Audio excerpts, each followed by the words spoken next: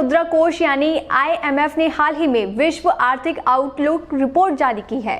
इस रिपोर्ट में अनुमान लगाया गया है कि साल 2020 में वैश्विक अर्थव्यवस्था में 4.4% की गिरावट आएगी, लेकिन चीनी अर्थव्यवस्था में 1.9% की वृद्धि होगी।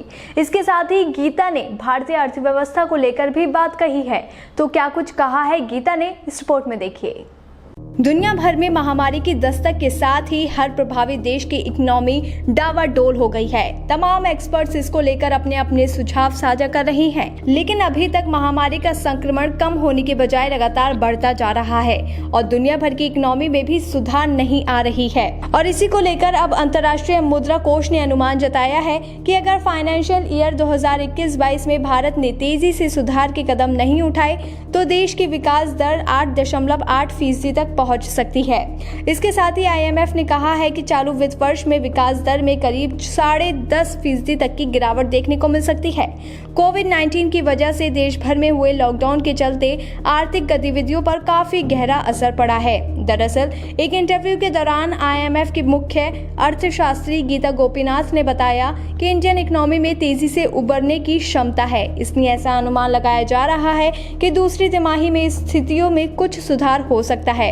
इसके साथ ही उन्होंने बातचीत में कहा कि वित्त वर्ष 2021-22 में GDP ग्रोथ का अनुमान 8.8% है, जो कि कोई कठिन आंकड़ा नहीं है।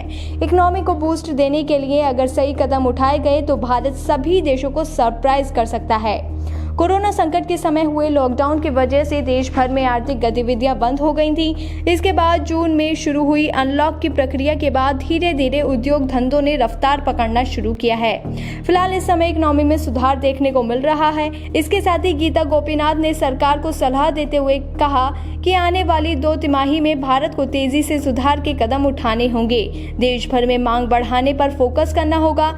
इसके अलावा मजदूरों और गरीबों के हाथ में पैसे पहुंचाने की भी जरूरत है। साथ ही महंगाई दर पर भी नियंत्रण करना होगा।